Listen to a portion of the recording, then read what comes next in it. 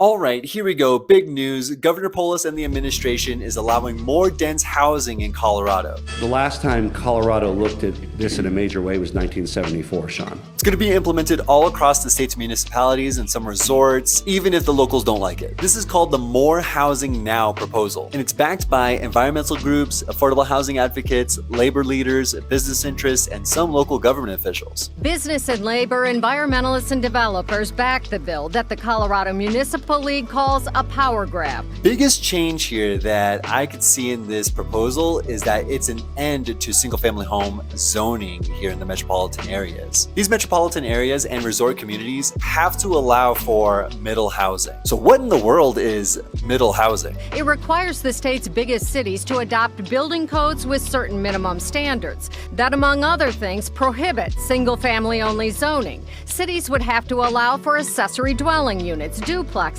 and triplexes in residential areas. Middle housing is defined as townhomes and multiplexes with up to 6 units, as well as accessory dwelling units on lots in all residential neighborhoods. Hey, by the way, I love talking about this stuff. I'm a licensed broker here in Colorado, and I want to make sure that you're well informed, educated, and you're making the best financial move going forward for you and your family. If you're ever curious about house hacking in Denver or whatever, make sure you contact me. My contact information is in the description below. All right, so let's start with where this will be implemented. A lot of the municipalities all across Denver, whether it's Westminster, Thornton, Denver, they're all going to be considered Type 1. This Type 1 ruling also fits Fort Collins, Grand Junction, Pueblo, and Colorado Springs. Many cities that are considered Type 1 are the ones that you know and love here in Denver, including Thornton, Aurora, City of Denver, Broomfield, Lakewood, Arvada, Centennial, and even Boulder. Man, I can only imagine how much a duplex or a fourplex in Boulder would cost. What's great with this bill is that it allows ADUs to be built more freely. And for those uninformed, a typical ADU costs about $200,000 to $250,000, maybe even more depending on the finishes. But at $250,000, is it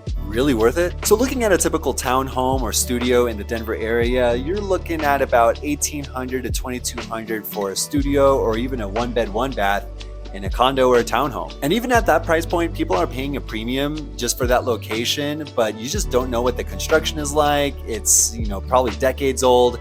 There's just a lot of questionables in there, a lot of variables. Now, the renters of your ADU will get a brand spanking new place. New water heater, new appliances, new roof, and let's say you charge about $2,000 a month, which is pretty conservative. Let's say you put in $250,000 into the place, $2,000 a month is what you're getting for rent.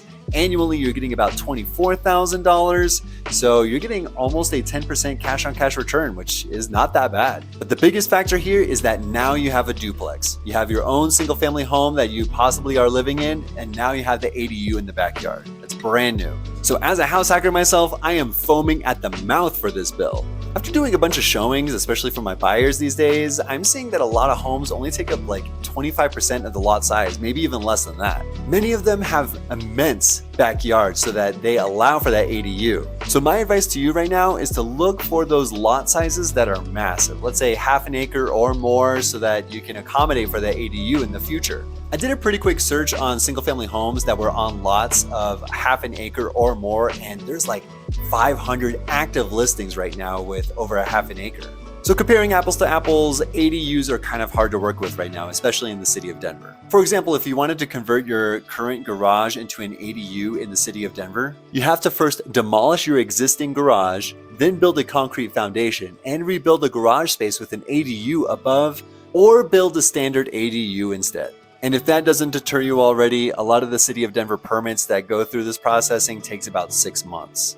A lot of other cities do allow for ADUs, but for example, City of Westminster, they do not allow ADUs right now. Period. You have communities that have contributed to the housing crisis by making it very hard to build anything in that community. You have other communities that are forced to shoulder an unfair amount of the burden. All of this can change with the passing of this bill. Let's go look at it more closely. The director shall promulgate an ADU code that, among other things, requires ADUs to be allowed as a use by right in any part of a municipality where the municipality allows single-unit detached dwellings as a use by right. It also says that it will not adopt, enact, or enforce local laws concerning ADUs that are more restrictive than local laws concerning single-unit detached dwellings. As kind of a pushback, a lot of these local regulators and local lawmakers still want to have some hands in that pot. They want to have some sort of decision making in the usage of their land. Some of the local jurisdictions can still customize their code, for example, dimensions or even design requirements. But they would not allow required parking for these middle housing denser unit types. So even though it has a lot of backers, a lot of the local leaders will believe that they still have to have a hand in the regulations and the use of the zoning of the land. They believe that their long-held power to regulate these zonings is sacrosanct. Nonetheless, the bill will definitely change how Colorado grows in the near future, and I myself as a house hacker, I definitely want to be there when that happens.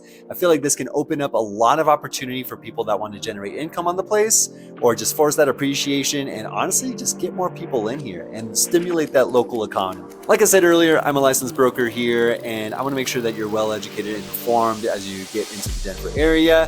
I think this is a really good opportunity for your investors here and a house hacker. So let me know what you guys think. All my contact information is down below. My number is down there. My email is down there. Really excited to hear from you guys and what you can think about this. I think this is potentially life-changing.